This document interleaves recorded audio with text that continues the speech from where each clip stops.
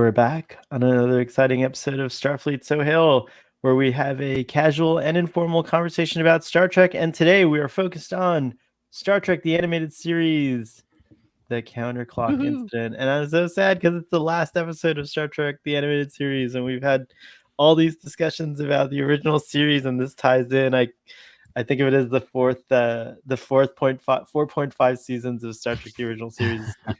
So yeah, it's been quite emotional. I'm so glad to be joined today by our sub commander, our friend Father and Aaron. How are you? Hello. Doing well. Good to see you guys. Yep. Good to see you guys. We had a raucous evening last night, Father and I, on the After Dark program, but today's not Hangover: The Next Generation. I didn't drink that much, surprisingly, last night. I was very proud of myself. You were being well behaved. I was, for once. So, Hal, when was the first animated series stream that we did? How long did it? I'd have to check. The real question is, has it longer than the animated series? So it's been kind of a roundabout journey, right? Like we took a huge hiatus and stuff like that. So the fact that y'all stuck with us is like amazing. Jill's asking how many days growth is this? Because I did recordings this week. So the first recording that I published, which was at 11 a.m. on Friday, I had fully clean shaven, but I had recorded the afternoon stream at 5 before I recorded the morning stream. So it was before I shaved. So then all of a sudden at 5, I had like a full thick beard. And now I call this the Indiana Jones. What is it? A 5 o'clock shadow, I guess you would call it, or whatever. So this is, let's see, I shaved on, I would say this is like 3 days growth, Jill. By the way, we find out from this episode that we have 2022, by the way. Oh, was it? Wow. So it is a lot longer than the it took you a year and a half. It took the show like 13 months to release all the episodes. Jill says we're savoring it. There you go. I'm in accelerated time. By the way, will you find out that there's a mandatory retirement age of 75 for Starfleet? Feels very 1970s though. That's like that was always by the time of the TOS movies that rule is no longer in effect. I don't know exactly when McCoy and Scotty cross over 75, but I think it's sometime before they hit Generations. I think that they're there. So no, at least the actors, none of them was 75 by Generations. Because really? The earliest any of them was born was 1920, I think, for DeForest Kelley. Oh, yeah, he still would have been in his 60s. Yeah, so well, he would have been by Generations he would have been 74, but 75 it seems young to us, especially after watching William Shatner at 93 on the Bill Maher show last night. But I think for the 70s, for the 1970s, 75 probably seemed like a progressive retirement age in some ways, right? Because they were still sort of 65, and I don't know, people lived harder back then. So some people were retired by my age already. It's just like, okay. We need to stop increasing Social Security to because now you got to be what, 67 to get the full benefits, and it's like the life expectancy is no longer going up. So why are we still raising the Social Security retirement age? We're all going to have to work until we die. No, if anything, it should be going down. We should encourage people to be able to retire younger. I wish I could retire tomorrow. I'm ready. As you can see, mandatory retirement age Sohail is ready for make it maybe this is what now. Had Starfleet rescinding that or something. It was like, okay, well, this is kind of silly. So before even TNG started, it would have been long gone. Or before, TMP. No, I guess that's 18 months later. So somewhat after that. Yeah, exactly. My Wrath of Khan. Let's put it that way. Well, as we've been talking about the animated series, I was going to invite you guys, before we get into the episode discussion, to do just a little bit of reflections on the animated series as a whole. And I was hoping, Father, you could kick it off, and then Adam, and then we'll get. Actually, I'll kick it off a little bit, then Father, then Adam, and then I'd like it if Aaron had the last word on it, because he's our resident expert. Just read this as your reflection. Yeah, that's your reflection. Yeah. But I was really, just like with TOS, like I think, since I hadn't really watched the original series in earnest, like with kind of a more critical eye, a more discerning eye, since I was like a kid, really, I had all these like kind of impressions about it and like ideas about it that had just kind of like been kind of with layers of pop culture and like many montages like throughout the years. I just kind of like shifted what my idea of what the original series was. So it was so refreshing to go back to it. And the same with the animated series, because the last time I like watched it seriously was when I was a kid. So and then there was this whole thing, over the years of people debating whether it's canon or not, or whether it should be or not, and like all these things. So it was really great to watch it now in my adult years, after I've kind of, especially in the time we're in of Star Trek, like where it's, Star Trek is talked about in ways that we didn't talk about it back then, like and stuff like that. So it was great to see how much it holds up. And for me, I could see why you're such an evangelist about the animated series, Aaron, and why you take it so passionately. It's such a great show. Like whatever, like we were talking about this offline, but every show's got like bad moments or bad writing, or but that's part of creativity. Risk is our business, to quote Captain Kirk, right? Like you got to sometimes make it go with your idea and see how it's received, and it's not always going to be received well. But I'm just so impressed with the work that was put into the animated series. I think it's such a great thing, and I'm so excited that I got to kind of like see for myself, if you will, and like knowing what opinion was and like seeing what it actually is. I have to say that everyone should give this show a chance and really and really just check it out. Fathery. Reflections on all of the animated series, or counterclocking specifically? No, the whole animated series. Yeah. I mean, I love the animated series. I like you. I kind of think of it as an extension of the original series.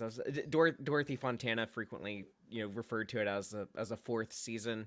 But I also want to respect it as its own show and respect her as a showrunner of her own show, as the term that we would have applied to her today had that show been produced today, as Aaron talks about it in his book. But I think it worked out really great, at least for me, just from a fan experience. It was perfect how Star Trek kind of got produced, and that there was an animated series in the 70s, but it kind of went under the radar for a lot of people. And it was something that, for me, it was just like, oh, in this gap between Enterprise and Star Trek Discovery, it was a kind of a hidden gem extra Star Trek show to explore and focus on. So, and it took me a while. Like, I had to be convinced. I was very much a student of the Mike and Denise Okuda encyclopedia, and they didn't include TAS in it, and they were very loyal to Gene Roddenberry. They're very dedicated to Gene, and so when Gene was like in the 80s, and he was like, no, like leave out the animated series, like I guess Mike and Denise took that to heart, and so I was like, okay, well, I'm gonna do what Ma and Pa Okuda say to do. But this weirdo kept going around on these different Star Trek podcasts. I would hear him all over Trek FM, and he was on the Women at Warp, and Aaron Harvey was going around talking about like, well, if you actually look at the things Gene was saying about the animated series and stuff, it just looks like there's like this one time in the 80s where when his terrible lawyer was giving him all kinds of like terrible bad advice, but really and truly it was something he was very involved in at the time in the 70s. It was something that a lot of Star Trek writers from the original series worked on and contributed to, and you bring in the voice cast, and it was treated as a official continuation of Star Trek, and really and truly, like, yeah, it is just as legitimate of a show as any other show, and it's really like based on the rules of if it's on screen in an official Paramount release, it is canon. It's like, yeah, it's always been canon. It's always been a quality part of the franchise too. There's a lot of just damn good episodes in it, so. I love the animated series. I rank it, right. It's in my top 3. I love DS9. I love the original series, and I think of the animated series as more original series. So those are my top 3 Star Trek shows. Right on. Sub Commander. Yeah, well, I have a very positive association with the animated series now because I discovered it really through these conversations, which have been so fun. I mean, I had seen a handful of episodes here and there when I was younger, but like Father E said, it was sort of this kind of blip from the 70s that, you know, came and went and no one really paid attention to it. It wasn't kind of considered official. And, you know, I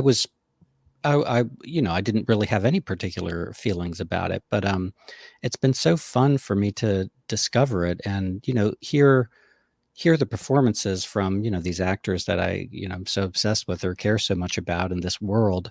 And, you know, I don't think I'll ever enjoy the animated series as much as I've enjoyed the live action original series, but it's pretty good. I mean, a lot of the episodes have interesting ideas.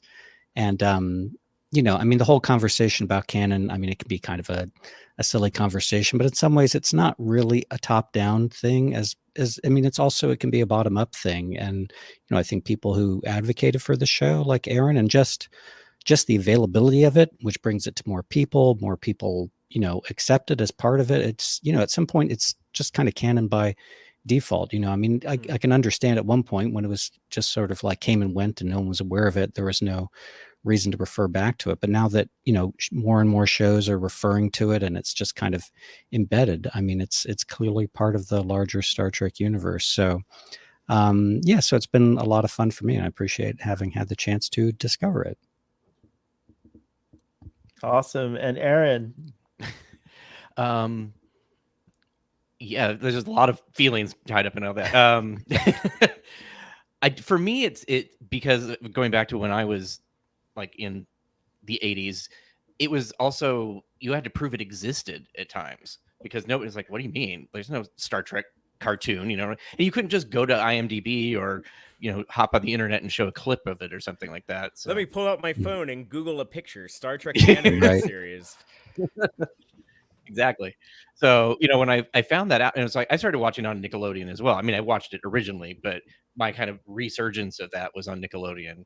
And I just kept thinking, it's like, why are people ignoring this? This is actually really good storytelling, you know, for what it was. And the fact that, you know, they said Gene disowned it or whatever, but he spent, if you listen to any of the writers that we interviewed, he got like 100 revisions from Gene Roddenberry. So clearly he was involved enough to at least care about that. So yeah, so I think when you look at it and then all the little pieces that sort of end up, you know, Spock's backstory, even into 2009 movie, it's just from yesteryear. So I really love that it was kind of this kernel of, like you said, forgotten Star Trek, and it's just like an undiscovered gem. And I've always been kind of the sucker for the things that were like really downplayed or not, you know, popular, like or even like Phase 2, things that didn't happen, you know. So right, the underdogs, like yeah, the Star Trek, like the Bonaventure. I like the Bonaventure, and everybody hates that shit. So it's like, so I think it's the underdog. So yeah, no, and I'm just really you know, honored to be able to and privileged to talk with the people who did it and interview them, and we just wanted to keep their stories alive because, you know, when you were doing this in 1973, no one thought 50 years from now they would be, you know, talking about it at all. So the fact that we have as much information as we do is kind of actually amazing. Absolutely. So, yeah. And speaking of privilege, we've been very privileged to have you on so many of our discussions. Thank you again. So thank you. Let's get into it. So the episode summary. So this this is a cool episode because there's so many references to other stories. Like, you know, they're on their way to Babel to drop off. Or they mentioned Capella 4. Right, the Capella 4 and we got the Capella Power Cat last week. Last episode, and this week we had the flower.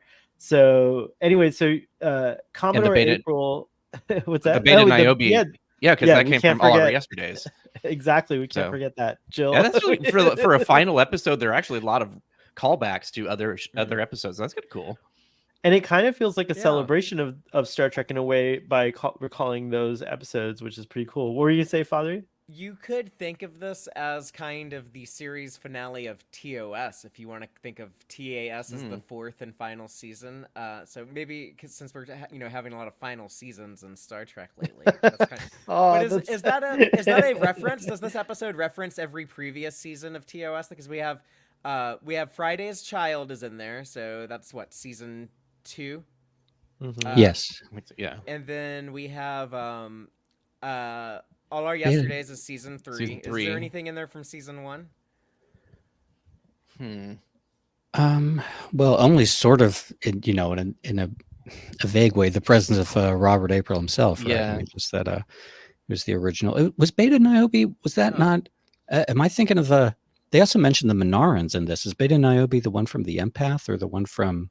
No, yeah, All Our Yesterdays. It is from All Our Yesterdays. All Our Yesterdays, yeah. Go back in time to the cave episode. I get like the Tomorrows and Yesterdays. I get them all mixed, like Return to Tomorrow, Yesteryear, all that. Like, I always have the problems with like Futures and Future Tense, sort of like the stuff from the 90s versions. The DS9 where they have past tense, past prologue, yeah, like all the past stuff. I get those mixed up too. Yeah, they definitely mentioned the Minarans in this. Oh, they mentioned Babel. And they mentioned Babel. Yes. Is that season 1? That's season 2. Oh, shoot. Anyway. Well, I'm sure there are a lot of references to past episodes. Yeah, so. yeah. For sure. Which makes it, I'm sure people would like this as a final episode of TOS than what they actually had, which was the, what is it, Turnabout Intruder? Turnabout Intruder. Yeah. There were 2 episodes they were about to shoot for season 3 too that they had scripts ready to go that never got shot. So Turnabout Intruder was only by accident the series last finale. episode. Oh. Yeah. And back then they didn't really have season finale or series finales. It didn't seem like very much. That seems like a more modern invention. Yeah.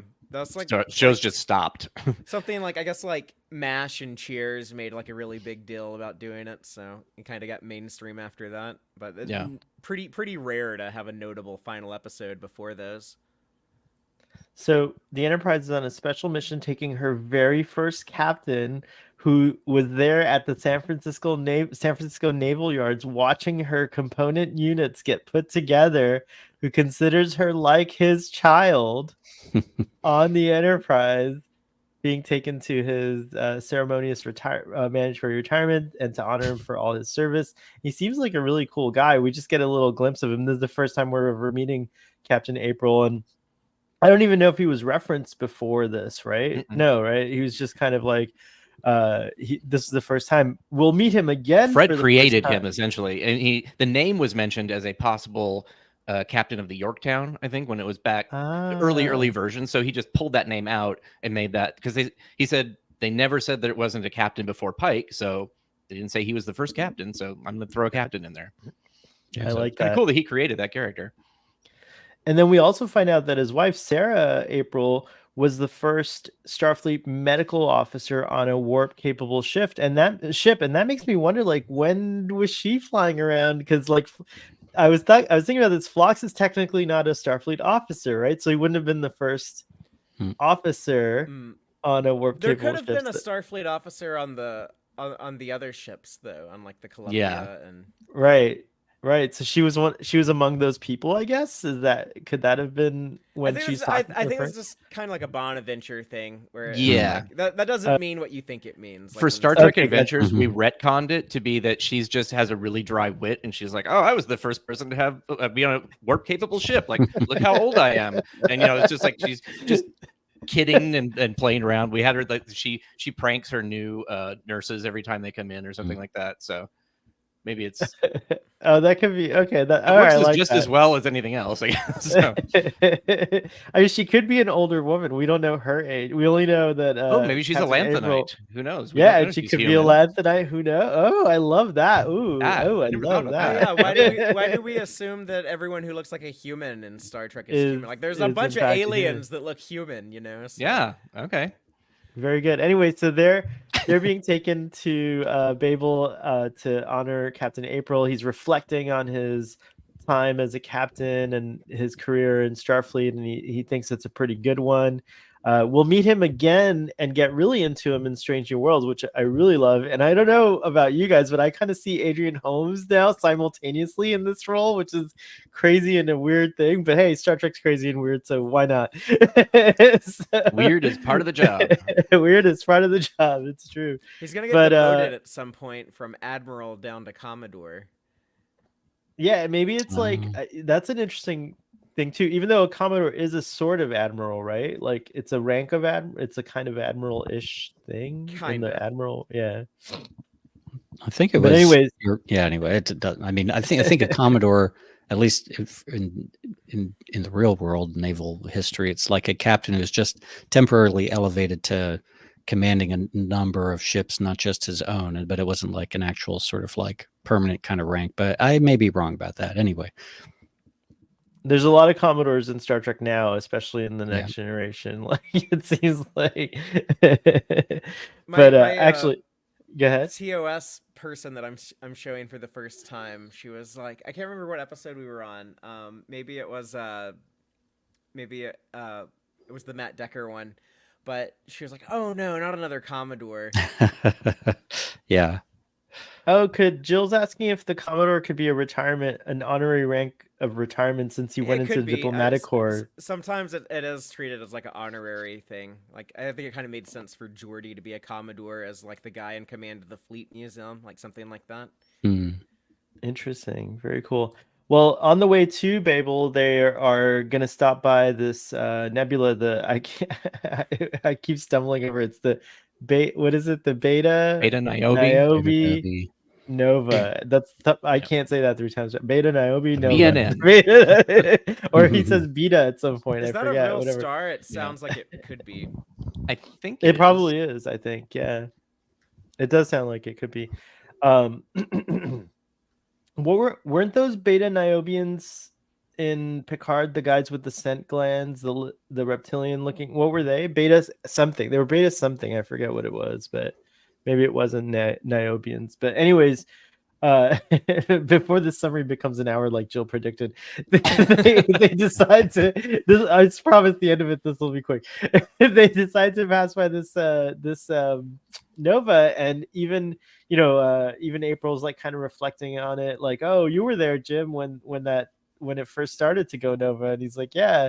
And I love that little moment of like kind of rapport between them and stuff, and just like establishing that they've known each other. There's a familiarity, and I love the way Captain Kirk treats them with such kind of respect and everything. It's very cool. Anyways, as they're going, they realize there's a ship on a collision course that's going warp 36. That's insane. Like that's like, we thought warp 10 you turn into a salamander. Imagine what happens. I love how the original series, like they would have warp 15, warp 11. They didn't care. Yeah, so there's a different warp scale. Yeah, so like, people can like show like how little they know about Star Trek when someone is like, that doesn't make any sense. You can't go faster than warp 10, and then you can be like, no, dumbass, they used a different warp factor scale back in the 23rd century moron.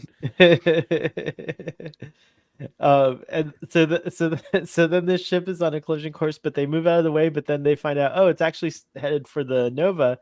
So Kirk's like, oh my god, they're crazy. Let's try to save them, and he tractor beams them, but it's like, it's too difficult to the Enterprise itself starts getting towed along at like higher warps, and they are all preparing to die. Poor things. Like I actually love the moment where Captain Kirk apologizes to Commodore April and Sarah and says, I'm so sorry, I don't think we're gonna make it to Babel, and they're just like, I love that moment. Yeah. Retired like a replicant. Yeah, I love the moment where he says, like, we, when we signed up for the service, we knew that giving our lives may be a possibility. It was so serious, like it's such a serious moment. And then even Sarah is like, I'm on first name basis with Mrs. April, but Sarah's like, we are still officers on a starship. And it was like this little touching moment, but that was not going to be their fate. They instead get sucked into this other universe. So this add another alternate universe to the list of alternate universes where everything's counterclock, or if time is flowing backward, things are inverted. Like space is, instead of the vacuum of space being black, it's the reverse. You have it being white with black stars, and I thought that was such a cool idea and concept. But anyways, this crazy lady, what was her name? Carla 5. I can't write. It was Carla 5. She was speaking backwards at first, and when Captain Kirk was like, I can't understand her, I thought, Esperanto, you should be able to understand her just fine. No, I'm just kidding. It sounded like Esperanto to me, but but so they make it over to the other side, and Carla's like, yo, you almost like killed me. I was just trying to I was just trying to get back to my universe. And they're like, oh crap, well, we got to get back. And she's like, it's too late. And they discover that, the whole thing about in this universe, somehow, which is really hard to wrap your mind around if you really start thinking about it, but somehow things go from a state of like decay and, to a state of life, which is like really wild. And they illustrate it with the supernova and how it like starts from being a nova and then turns into a star. And so then in her lab where her father is like her father's like an infant and her son's like an elderly man. Did Mork and Mindy get this idea from this episode? It's so crazy. They determined that the stars in this universe line up pretty much exactly. Many of the stars line up pretty much exactly with our universe, and they also discovered that this planet Arat is on the same location as Earth, which I don't know how they got to there from where Beta Niobe is, but whatever. That's neither here nor there. I'm assuming that they're closer to Arat, which is Terra, by the way. Arat backwards. Oh, duh! Yeah. There you go. I didn't even think about that, but you're totally right. That's funny. Because Earth spelled backwards would have been too hard to say. Yeah, that's right. That's true. but anyways, they figure out that there's going to be another nova, and so I don't know about this exactly what's going on here, but they're saying they're going to induce it to turn into a star, which makes me wonder if on the other end, are they then inducing a nova and possibly destroying a star system? Well, it's already going, isn't it already going nova on the other end? Or I mean, on the other end. Yeah. Okay. Maybe. Okay, I don't know. We'll see. I guess it doesn't have to go nova exactly at the same time. It just has right, to be exactly. Nova Just has to be in a state of nova or something like that. Go.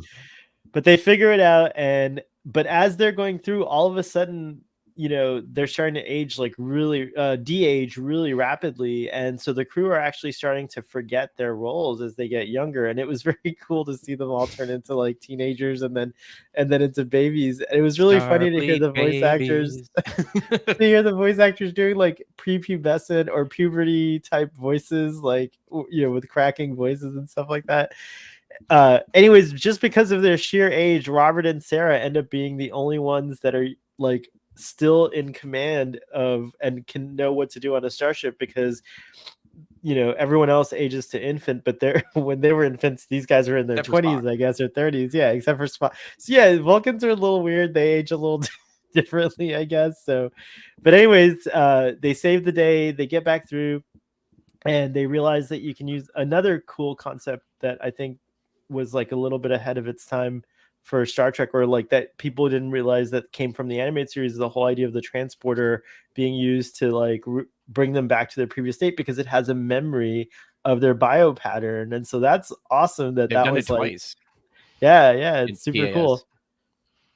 And so they did do that, and we're able to restore everyone. And Sarah has a moment of contemplations where she's like, well, we don't have to age ourselves back up. And Commodore April says, no, I wouldn't want to redo it, because what we had was already so perfect that I just, I'm happy to age. He says something like, maybe redoing it is okay for someone who's had a lot of regrets in their lives, but not for me. And so Sarah's like, okay. And she so chuffed by that and turned on that they make out. Like they have like a really cool scene.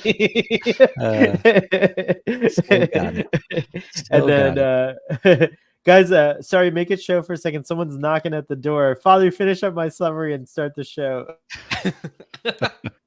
Well, that's pretty much the end. And they and then I guess Chekhov comes back from security school, and he's gonna be security officer, and Kirk is promoted to admiral, and he leaves, and this young Captain Decker comes on, and he's gonna take over, and the ship gets refitted. And there we go. Thank you.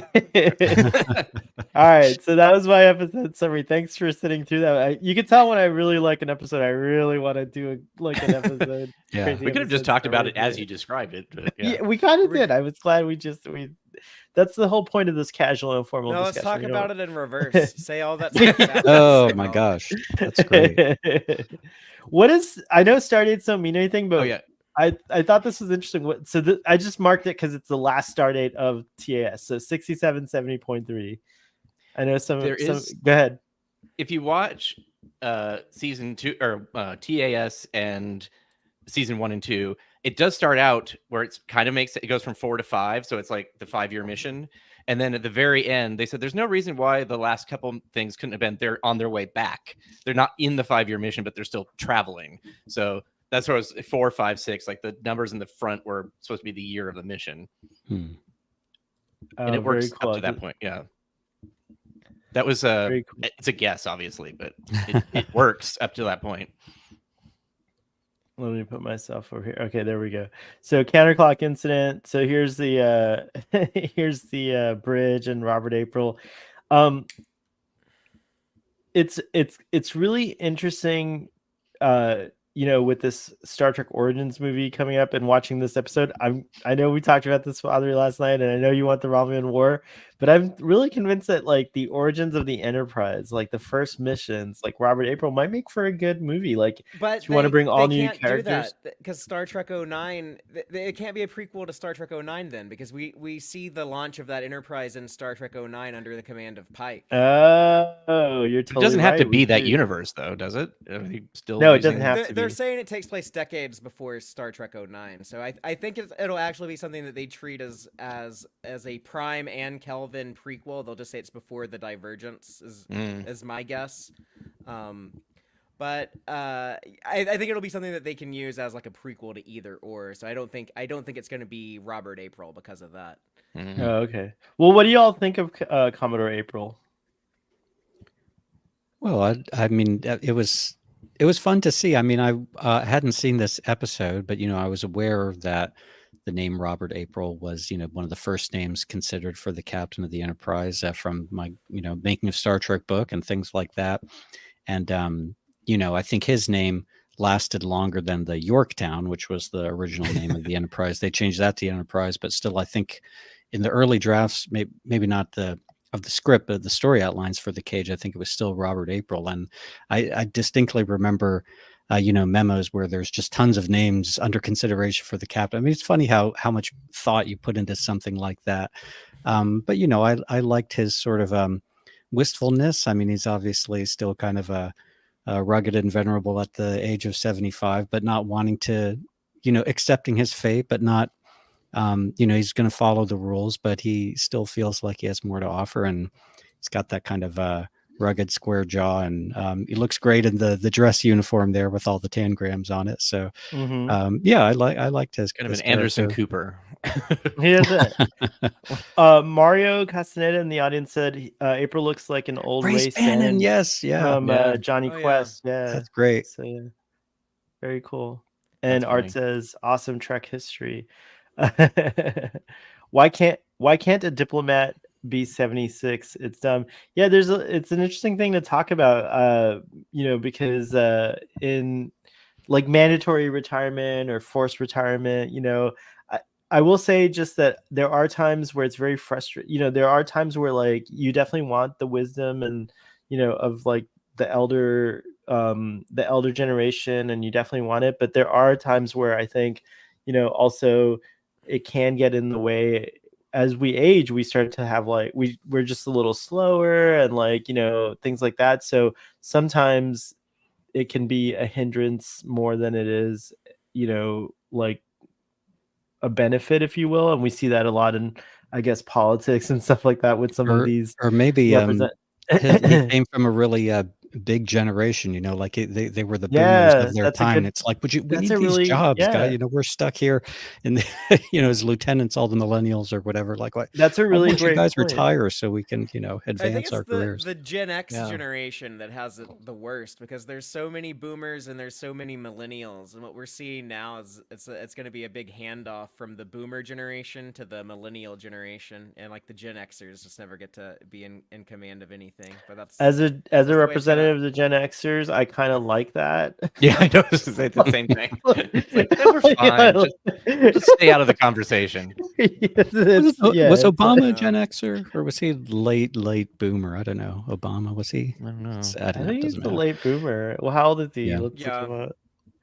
Sorry, another off topic, but that is an interesting point. Like pretty much like Yeah. every president from like Bill Clinton born in on 61 has been part of like the baby boomer generation. Like Obama was a little younger than the others, but pretty much everyone from Clinton on, they're all in a typical baby boomer. yeah. Apparently Gen X. He was born in 1961, so I think he's boomer still. Yeah, kind of on the verge. But I do not think that I do not agree that 75 should be a mandatory retirement age for the diplomatic corps. I'm on the same page as Jill. I think like in the diplomatic corps, you just have different kinds of duties. Skills. It's not like commanding and skills. It's not like commanding a starship. But we've even seen examples in Star Trek. I mean, Commodore April seems fit for in his 75. There's nothing to indicate that he's on the decline or anything like that. He's just feeling probably just the age or whatever. I think of my mom, she's 75, she's super active, and like I think she's still very like much in the game, if you will. But I've seen other 75-year-olds. It's all a matter of like your health and your life, and things like that. So but I certainly think that I'm glad that we don't have that anymore. And it was surprising when you noted that none of the actors of TOS era were in their 70s when they were in by the time of Generations. Like no one was really in their 70s. It's funny because I always think of Captain Kirk probably close to his 70s in that, but now I'm like rethinking it. But yeah, it's like weird. Age is such a weird thing. Anyways, I try not to be an ageist. It is a relative to one ourselves, like how we are. It all depends like on how we are and as individuals. And I think age is also unique, just like fingerprints are, perhaps. It's a unique experience for everyone. So, but yeah, good stuff. But he's a cool character. I'm glad that we get to see Commodore April, or just Robert April in general, fleshed out. I think Adrian Holmes has brought something to the role that like kind of touches on the same vibe that we got about April in this. So I'm really hoping to see more of April in Strange New Worlds. And I wouldn't be opposed to if we ever do revisit the animated series in any way, and if Robert April comes up at a younger age, I would be totally happy if they just without explanation put Adrian Holmes likeness in there. Who would play Sarah though? Like who would be a good Actress for Sarah is what I wonder. She needs to be a redhead. Married to Sarah already in Strange New Worlds? Is No, he's still on his first wife in Strange New Worlds. I think. What's he goes her through name? A few. Did he get remarried? I just made that's. You. I think he goes through a few different wives, but. I don't know if this is technically canon because I'm not sure if it was thought of it back then. But in the books, they meet when she's chosen, or they meet early before the Enterprise is built, and then he chooses her to be the doctor, and then they have a relationship after that. Okay. He fell in love with his doctor. Yeah, basically. Like a what do you call that? A nightingale? What's the nurse nightingale? Oh yeah. Maybe something. Maybe he was like recovering in sickbay or something. little Ernest Hemingway vibes type thing. Yeah. I think that was in the 50th anniversary books. Now that I think about it, like the ones that Dayton Ward and David Mack and those people wrote. Oh yeah, they did like a trilogy of Enterprise. So we had April and they had April, Pike, and Kirk. Yeah, I think it was Una was like the connective tissue between like all three of them. That's why I think it was really cool when the current Strange New Worlds ship is gigantic, but she makes mention of that, and this was before Strange New Worlds was even out. It's like, wow, our ship, we had a lot more space and and fewer crew. It's like it just feels like everything's been packed in now when she goes to see the current Enterprise. So it's kind of like, hey, that cool. works. Yeah. I mean, and we have that discrepancy from the 60s. From just like in 1964, they were thinking it'd be 200 people on the ship, and then by 66, they're like, no, it's 400. So, but like that really helps us explain now why the sets look larger on the show produced in the 2020s and the 1960s. It's a very happy accident how that worked out for people who care about such trivial bullshit. But for those of us who obsess over it, it's a lot of fun. I want like any of their rooms on the Enterprise in Strange New Worlds because it's just Oh so my gosh. cool, like Yeah. 60s, mid-century space vibe. Yeah. I want mid-century Pike's space. captain's quarters. I want to like refurbish my condo to like look screen accurate to that, and then I would just every weekend I would invite people over and cook like Pike. Just be like, look at my cool pad that we're gonna hang out in. I hope that That'd be happens for you, awesome. Father. That's Yeah, That will fly to never Texas happen. and see that. I will never have the $5 million to build that set. So maybe you can build it if everybody has an Apple Vision thing. yeah, we'll build it in VR. Yeah. I should look into the new updates for the Roddenberry archive. They said they're gonna expand that to other platforms. They're looking at putting very that cool. out on like Oculus or Play. So if it comes to PlayStation VR, then I'm gonna have a lot of fun with that stuff. That's That's cool. awesome. I have a question for you guys. It seemed like so Sarah came up with Dr. McCoy. So it seems like there's a little bit of like, kind of maybe touring of the Enterprise beforehand after they picked him up from wherever. Maybe they picked him up from Capella. I don't know where, or Earth or whatever. But what's the deal with the flower? Like, it's interesting that she brought it on board in the first place. And the metaphor was a little like strong with the flower of youth and like the flower wilting and the flower coming back and stuff like that. What did you guys think of all that? Like, I don't know, a dude trying to write for a woman and being like, maybe she relates to like an aging flower, this beautiful thing that begins to wilt with time, I guess. I guess it's also a metaphor that people who are younger maybe watching it could pick up on. Oh yeah, in a maybe that's cartoon. true. It did turn into a seed too at one point. Yeah. That's right. I forgot about and you could that. replant it. It looks a little like the Glommer to me. This Yeah. Or a starfish. Yeah. With the Glommer. Oh yeah, it makes me think of Starro from DC Comics. Oh now. yeah. It's also You're interesting that they chose constantly to show this tight shot where she's kind of holding it up by her shoulder, because normally people will hold flower like out like in front of them or like down, but she's like the whole time she's just kind of holding it here at her shoulder. It's still very showy. It's still like it still feels like she's very like presentation, Like, let me tell you a little bit about this flower. This flower is going to be very important throughout this whole episode because it's going to visualize what's happening to us. It smells really nice, but she wants it closer to her nose, basically. It'd be wild if it has like psychotropic effects and she's really just getting high with like anyone knowing, or like just like throughout the whole thing. Here's the Beta Niobe Nova, and here's a recent picture of a Nova. See, I can't do it. Wow. Like that James Webb telescope took. That's pretty cool. And I thought it was cool that it's like for a cartoon, how scientifically close it is. Yeah. Did we know what 70s but a Nova looked like at that point?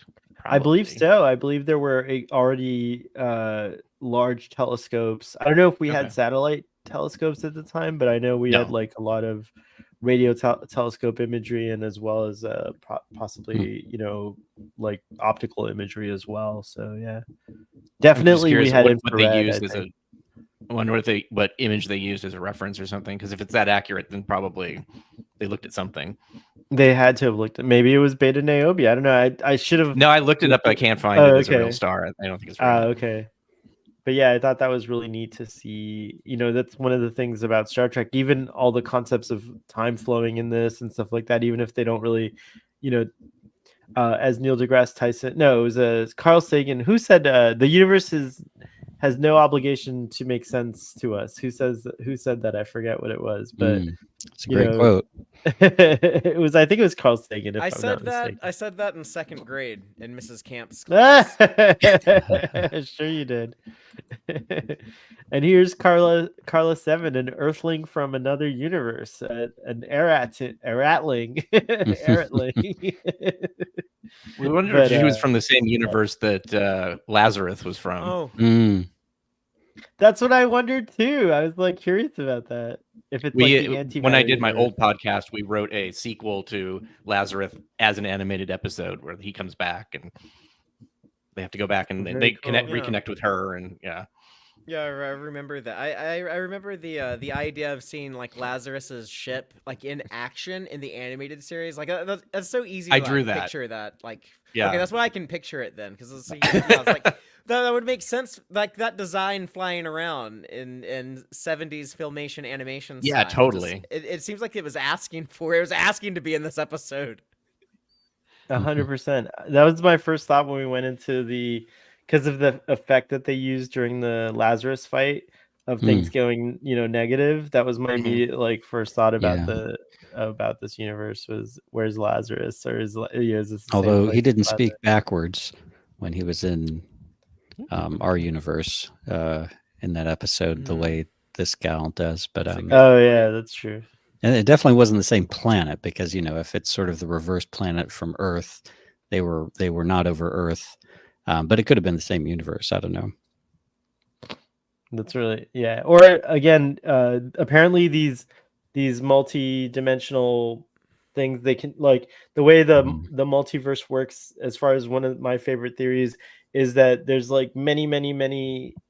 Every choice that could be made creates an alternate dimension, if you will. So there are many dimensions that are very close to ours, and the further away from our dimension you get, so let's say dimension number 1 and dimension number 2 that are right next to us would be very similar with very few differences, but the further away you get, like dimension 50 or dimension 70, that's when you start to see really massive differences because of the different changes and things like that. And I love that. It's like the circle of fifths in music, right? Like the keys that are adjacent, they're similar to the home key, and the farther away you get, the more sharps or flats you add, and that's more unusual.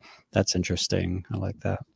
Yeah, so that's the idea that I think of. So this could be like a universe that's way out out there, but maybe it's kind of like, but maybe close World. to Lazarus's universe. What's that? Superman and Lois. So hell, it's a lot like Bizarro World. They spoke backwards there.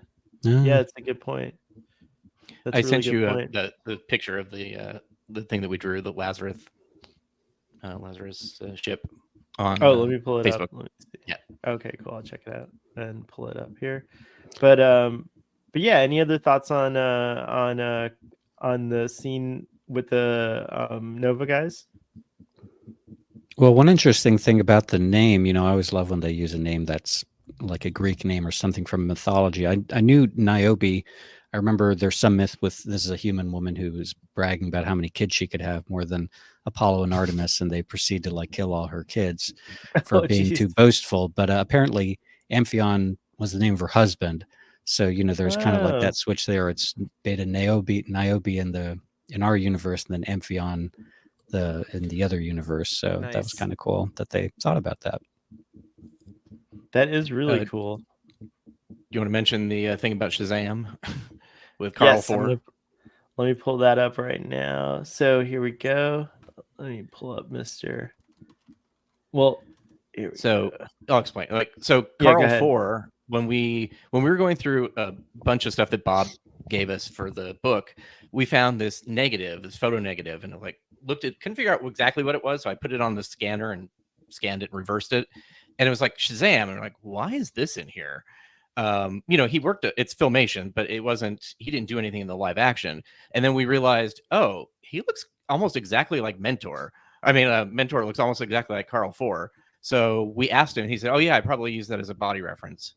So nice. That was kind of cool that we discovered that he was part of there. Yeah, that's it. So yeah, it feels very Jetson-y almost. Yeah.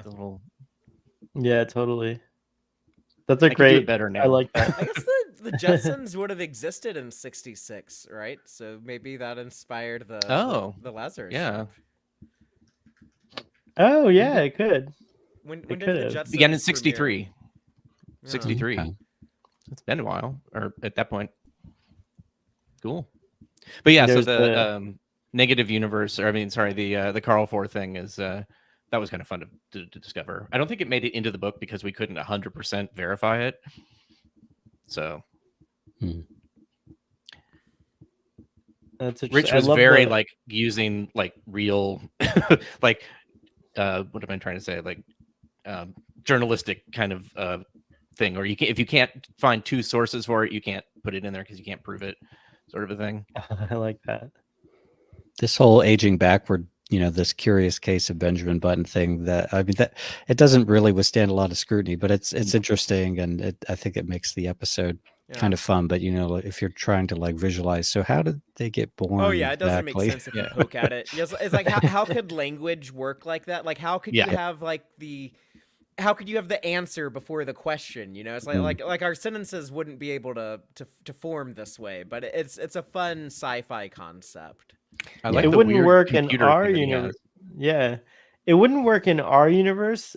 But I like the idea that the only way our consciousness can interpret something that wildly different from our universe is to make it makes sense to them, because that's just how time and everything flows in their universe. So like I like that's one of the other things I like. Before the effects occur before the causes, right, and all that stuff. But to them, that's like just how life is, and they're used to it. Yeah, it's normal. But that's why, and I love. Does Captain Kirk say like, well, we could sit here and in awe of all the ways that your universe is, but we only got 22 minutes, so we gotta. We only got 22 minutes. So it's like we gotta go. Apparently, Gene Roddenberry asked Fred, "How do they pee if they think backwards?" I'm like, what? Well, there's a lot of things that don't make sense. Like they shouldn't eat. Like they shouldn't be. Yeah, there's a lot of things that like. Are they vomiting food? Like is that what's that? And is it turning back into like it's like it's like those are the kinds of things that like that we don't see on screen, but we never see them eat or anything like that either. This is a really cool set piece, and I really like that.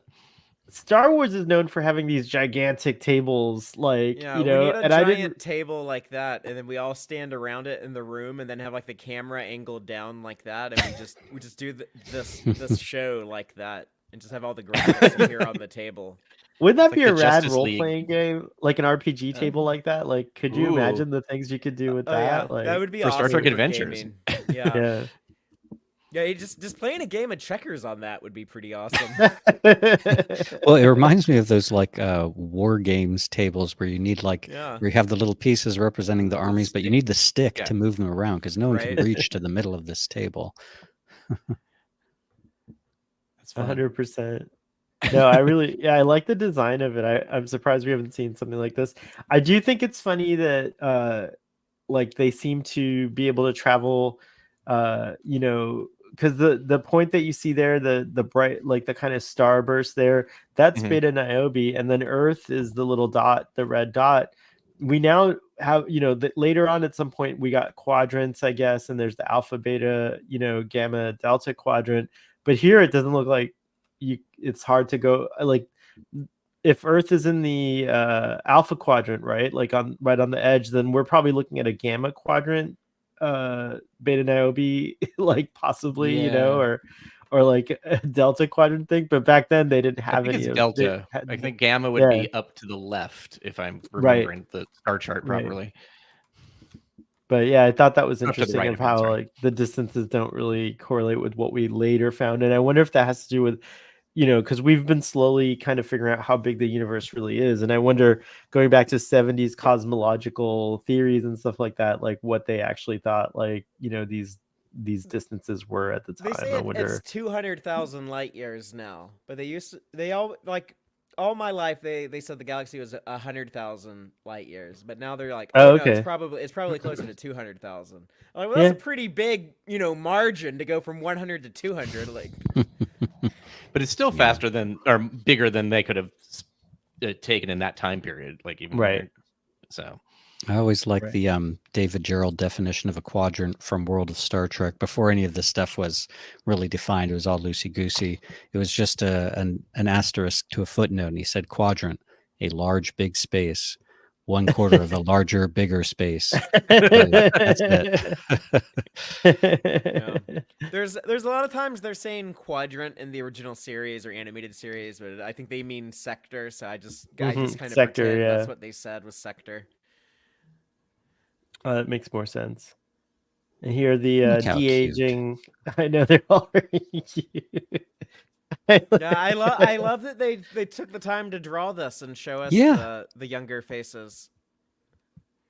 Eric's should not be aging that way though, because this was, I mean, it wasn't on screen, but in the bio and everything that else is, he lives longer than Vulcans, so he should have been the one who was in charge. Yeah. Maybe if they made it today, they may have, but they obviously that's what they should have done. And we also know that Nimoy, and we can excuse that he's half human, but Nimoy ages at a similar rate than a human, another human actor. So Spock actually does. When Spock gets into his 60s, he looks like he's in his 60s, unlike say Tuvok. That's true. But his over 100. I like how his voice doesn't change, unlike Shatner and Takei. It's just a Spock had too many packs of Marlboros to make that happen, I think. So. If he was aging down himself, they could have got Billy Simpson to come in and reprise the young Spock that he played in Yesteryear. Oh yeah, they could have. I love that Captain April looked like a young hot Christopher Plummer from Sound of Music, kind of, yeah. He's like, and does he have auburn hair? Or is he a ginger like hair? I think it's brown. Plummer? April. April, but like from Sound of Music, he looks like Captain Von Trapp to me. I don't know. There's like a similarity there. Another captain. And it's not contrary to what people think, it's actually not just Captain Kirk recolored. It is slightly different facial structure. Oh yeah, no, I definitely see a difference there. But I could see how people might think it's Captain Kirk too, because he's got similar kind of hair and stuff like that. No, the shot is so adorable. Sorry. Yeah, a little kid Uhura. Oh yeah. With that blank look on her face, like some little kid doesn't understand what's going on. I guess I'm here. I guess I'm just here, a part of all this. Whatever. I like how her hairdo kind of follows, and the clothes are shrinking too. Clothes shrank too. Clothes are shrinking too. That's the cute part about it. Is that what is going on there? Is this well, the Xenolon. Remember, that's how they that's right. The whatchamacallit. But it looks like the cut has changed and everything too, to be more like a child's clothes. At least the comm badge is still full size. Yes, that's true. Not really a comm badge, but yeah, that's what I meant. Sorry, a badge, just the insignia is the correct way to refer. They're not made of Xenolon, apparently. But her little boots, it's very cute. Here's another cool shot. Ooh. The art is just. I would love that. That's a beautiful image to me. I think that's very cool. Yeah, I mean, it's so simple, but there's something really appealing about that reverse Starfield. We had this artist at the museum where I work, Via Selmans, who does a lot of mezzotint, and some of them were reverse. They were called reverse sky or reverse night sky, and it's very appealing, and it's very, as someone who went to go see Totality last week with the that's Eclipse, right. There is sort of a reminiscent appearance with that, where you have this little black core and then the light is around it. So very cool. Yeah, that was that was weird. You saw Totality too, right? I saw some weird shit in the sky Monday above my house. That was if I was a superstitious person who didn't have access to modern science and some understanding of the universe, I would be freaking out. I would be thinking it was the apocalypse is about to happen. Well, I mean, you can get why ancient peoples, whole religions were established on the basis of this. Yeah, that would have been if I just saw that outside of context, that would have been a life altering event, I think. But yep. To add to Christopher Columbus's already bad reputation, Columbus was actually aware of an eclipse that was going to happen. It was a lunar eclipse, not a solar eclipse, and he told the natives somewhere in Hispaniola, where he was at the time, that if they didn't increase their production of collecting whatever it was, spices or whatever, that he would cover the moon. And made them actually believe it, and they all got scared and stepped up their production because of it. So these eclipses are powerful if you don't know what's behind them, and I think it's interesting how like there's a part of us that still taps into that like instinctual like awe of like a thing that even though we know how it works, it's still like wild to experience it, like, you know, and it's something unique and interesting. And yeah, you're right, I could see how someone could, you know, not knowing how it works, like be like, what the heck just happened? Like, you know, it's like if you can keep talking at some point. I did hear back from Fred, and I have dialogue from the first draft of the script that he just found a couple days ago. So it's stuff that no one's heard since he wrote them. Ooh, tell us. Okay. So he said, I hope I'm on time. I'm like, well, we're on the middle of the air, but that's fine. No. A few days ago, I found my first draft script dated July 23rd, 1974. While I tried to write 3 7-minute acts, my script was a little long, so the dialogue had to be cut in several places. When April says, Beta Niobe, you were present at that start, when the star went Nova, Jim, Kirk replies, yes, we were, Commodore, but I didn't know that you kept up with our activities. And then April says, as a courtesy, Starfleet extends former captains, your ship's logs are always available to me. When I retired, I followed closely the exploits of Christopher Pike. Oh, that's cool. And since you assumed command, I have been aware of your adventures. In fact, you were trapped in the planet's past to be tried as a witch. Like, no. So he's referencing that's cool. Magic's Amigas too. That's awesome. Yeah, had that dialogue remained in the final cut, it would have been the first reference of Pike since the Menagerie. Or since in Mirror, though. They mentioned him in Mirror. Oh, do which they? Which I think they can show that in Strange New Worlds. I think there's no reason why they can't do an episode of Strange New Worlds set in the Mirror universe and show Mirror Kirk take command from Mirror Pike, but and just not have any Prime people cross over into it. Just have it all be set there within the Mirror universe. Oh yeah. But that is so cool, Aaron. I'm glad that that is really cool. What a cool scoop. Sorry, I didn't read it so fantastically, but yeah. No, you read it great. April was watching the animated series. That he was watching like all these episodes. So you got this guy come in the series finale, and he's like, "Yeah, I was watching all of this all along." I also watched Strange New Worlds and that Pike guy. That show's streaming on Paramount Plus. But I've been watching all this. I saw the Devil episode. And that's so funny. This is Fred Bronson. Freeberg, right? Bronson. Fred Bronson. Very cool. Very cool. The name, if you see in the title, it says John Culver, I think. Yeah, that's what I was wondering. Okay, that's why. So the story of that is that he was actually the NBC like promoter, like the what am I trying to say? Basically the person who goes and promotes the shows and goes to the press and does so. It was a conflict of interest for him to also be writing an episode, so they still wanted the episode, so they just said change your name, and so he chose John Culver for Culver City. Okay. So yeah, which is why that totally messed me up when I met him in person, because I could not unconnect that because I'd known that name for so long. So like John Culver, Fred Culver, Bronson. No, but yeah. So thank you, Mr. Bronson, if you're listening to this. That's very awesome. I'll thank him. What are you gonna say? Oh no, I said that.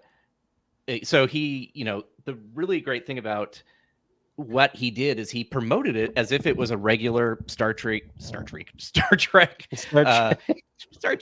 I'm Star Wars. Yes, show as if it was an evening show. He sent out press releases to all the newspapers and stuff, but nobody really published them. So when he found a huge packet of them as we were doing this book, he says, "Oh, this might help you." And it was like, there's quotes from Matt Jeffries in there. There's just like tons of stuff that nobody had ever probably seen since it, maybe not even then, if they didn't actually publish it. Yeah. So we were really lucky to be able to have a lot of that stuff. And this is kind of related to that. Cool. And I do know that in another line that was cut was related to why they were aging backwards, because so fast, as opposed to aging backwards at the rate of the Arets. Right, because it was like getting closer and closer to a dark star or something like that. Which is the idea of like time being dilated through gravity and all that. It also just supports like weird stuff happening to you, like we see in Discovery with Giorgio when you're out of your universe for too long. Oh yeah, and also displaced, from its from the point you entered or whatever. So that's kind of a cool thing to use this as a backing for that. But here they are, the Starfleet babies. I love this picture. I mean, I hadn't seen this episode. I knew that this occurred, and I was kind of hoping more of the episode was this. It was really just kind of a seed, but you could Proto totally Rascals. See, like Proto Rascals, yeah. Like George Takei here thinking, this guy always steals my blocks. I should be having more toys. This William Shatner is always taken by stuff. The sketch says, "Baby Kirk smacks the floor." So I guess that's what. That's what I bet he was a handful. Looking there, yeah, it's true. It's very cute. And Spock there trying to calmly still enforce logic in a way. It's funny because he does look younger now than what we saw him in yesteryear, so that's kind of cool. Oh, yeah. It is cool. And then here we go. There's that like last shot of the two of them together. I just think they're the cutest ever. I want them to be my grandparents. they have great Viagra in the future, for my Star Trek grandparents.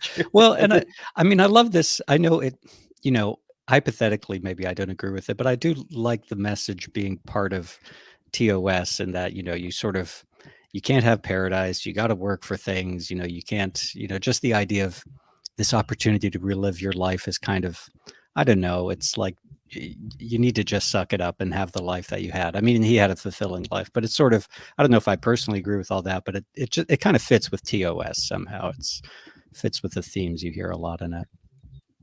Yeah, it's true.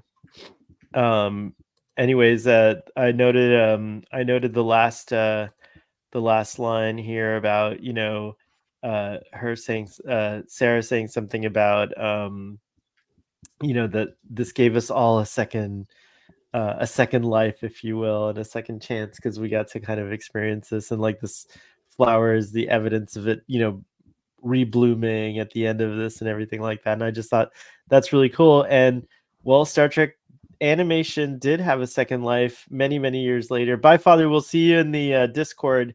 Father has to bounce to get that ready. But we do see Star Trek animation getting a second life all these years later. How exciting is it that, like, how long ago was it? Like 5 years ago now. Star Trek Lower Decks premiered, and then Star Trek Prodigy. So I feel like those are definitely shows that are the legacy of this show, and I think it's kind of fitting that it's still here. And I Star Trek Prodigy is not on Paramount Plus anymore, but it's still airing. We're gonna get a second season. We're hopefully gonna get an announcement for a third season. It seems nowadays 5 seasons seems, especially in the streaming kind of platform world, is a very strong indicator of success for a show. Like, everyone's got this magic number 7, but I think we all have to kind of let go of that and think about like what's the norm today, if you will. And so Lower Decks is about to have 5 full seasons as well. And so, I think that's pretty neat that the legacy of Star Trek animation is pretty strong. But yeah, final thoughts. And I guess the rating for this episode is, it's unrateable. It's beyond a 10 for me. It's like it's gonna get 36. You should rate it a 1. That's a great, it's 36. Rated a 1, but that it's a good. Oh no, 36. Yeah, there you go. It's a 36 for me. But why don't you go ahead and share your closing thoughts, Sub Commander, and then Aaron, and then we're gonna bounce. And then for those of you all who are members of Text Trek Patron, we're watching Star Trek 3 in the Text Trek Patron, and then Aaron and I are going to record a special little thing on Drawn to Trek for Lower Decks after this, that you'll see at some point soon. Excellent. Yeah, well, I love this episode. This show really ends on a strong note. I loved the last 2 episodes. I'll give it a 10. I just enjoyed it so much. The idea of sometimes you do these things in animation where, so you shrink or you grow or you get younger, you get older, and it can be kind of goofy.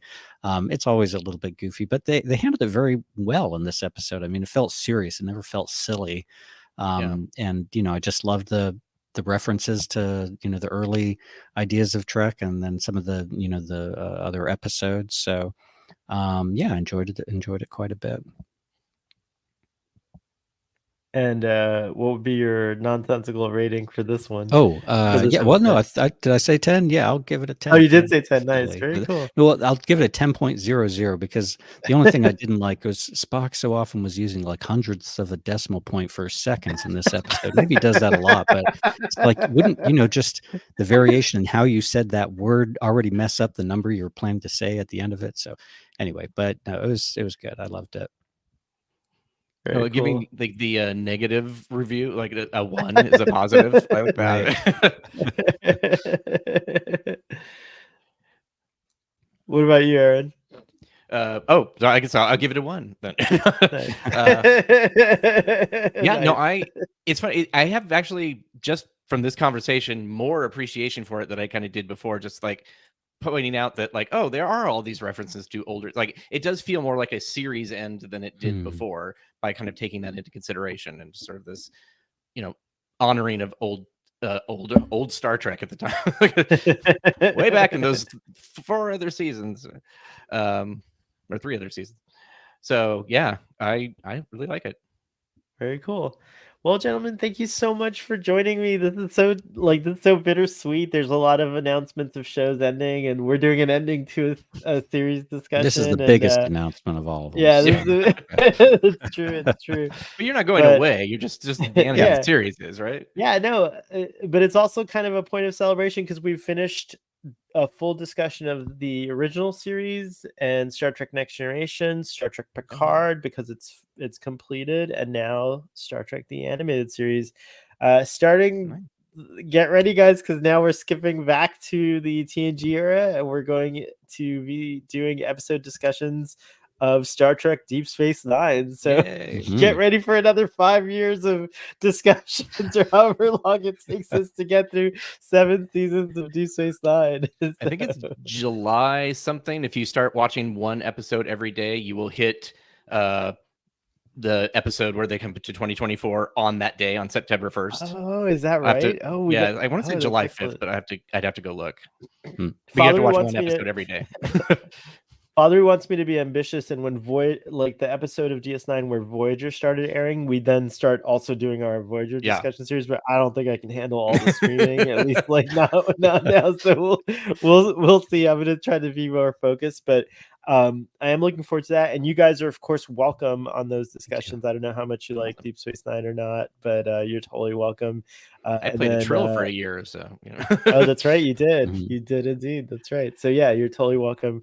So we'll see you guys next week with that.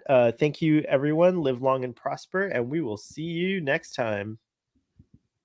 My mouse is not cooperating.